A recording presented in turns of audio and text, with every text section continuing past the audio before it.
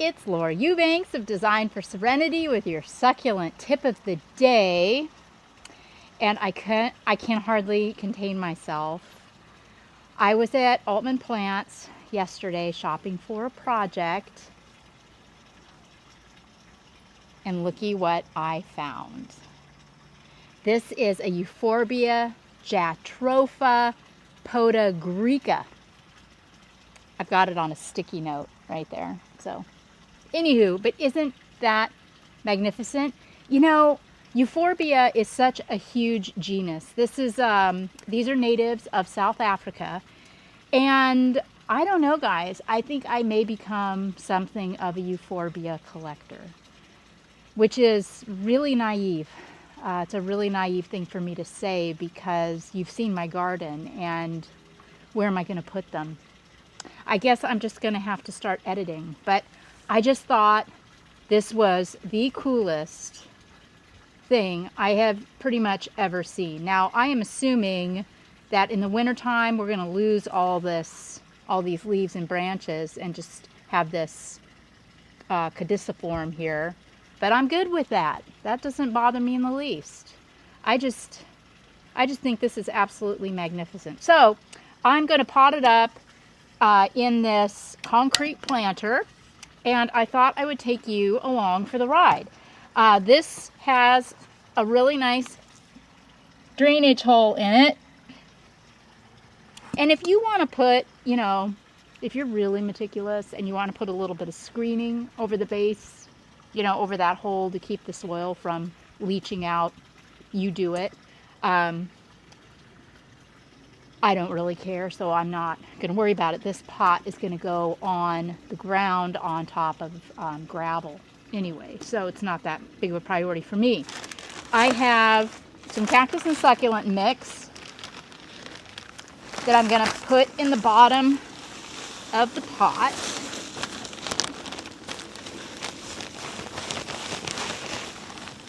And I can't stress enough that you remember to tamp down your soil before you plant, because this soil is going to decompose fast, and then your entire plant in your pot is going to sink, and you're going to have to take it all out and start over again, which I have had to do numerous times. So I'm a lot better now about tamping down my soil.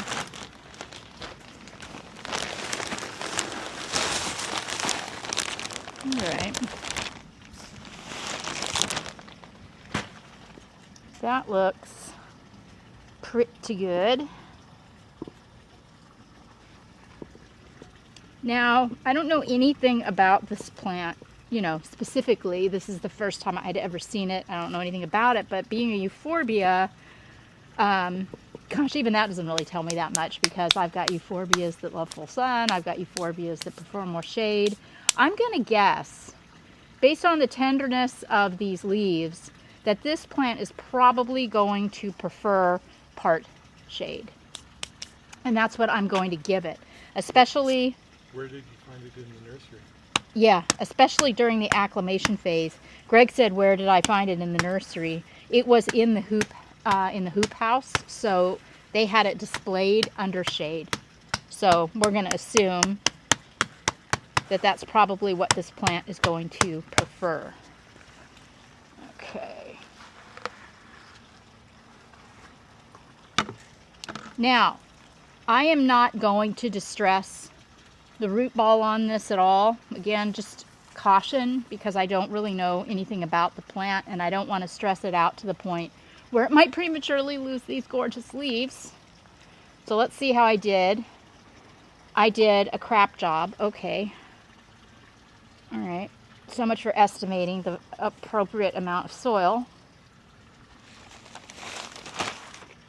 This is what I do. When I have extra soil, I throw it in whatever bag I have. So don't ever pay attention to what kind of soil I'm using, because chances are it's a Heinz 57.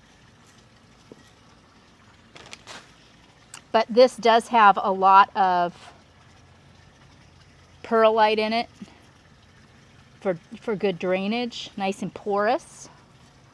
So that's good. Okay. right, let's try this one more time. All right. Also,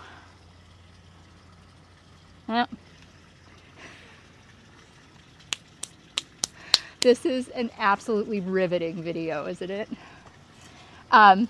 Also, when you're making your choice of container, I know pots like this are really fun, like this talavera right here, but I'm never going to get this cactus out of here because it's wider in the middle than it is at the base or at the top. So what's going to happen is the roots are going to get really fat in through here, and I'm never going to be able to excavate this plant. So this is a much better type of pot if you ever plan on up-potting or moving your plant into a different container. This should slide right on out when the time comes. All right, that's better. I want the base of this slightly above grade anyway, because I don't want water to form and pool around the base of that trunk. And then take time. You know, when you do your backfilling, don't rush it. Take your time, because if there are a lot of air pockets and you live in an arid climate like I do, that can cause the plant to dry out prematurely, which can cause stress, which could cause it to lose its leaves prematurely, also possibly make it susceptible to disease or insect infestation, none of which we want, obviously.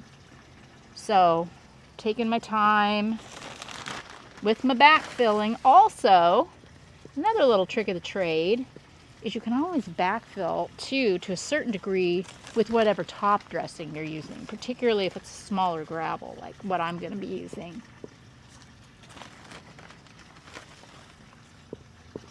Okay.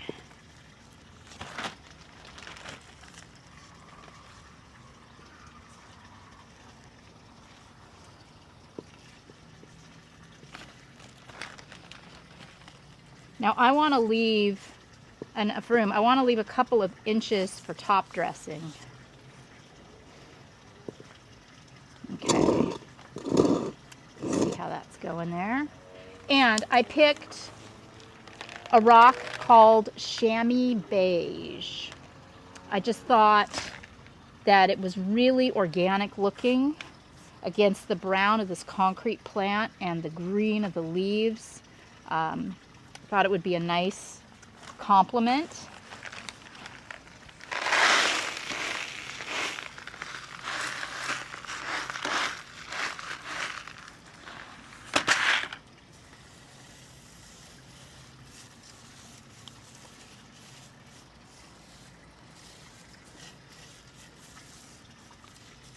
Yeah, I like that.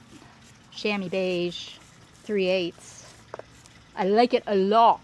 Okay, then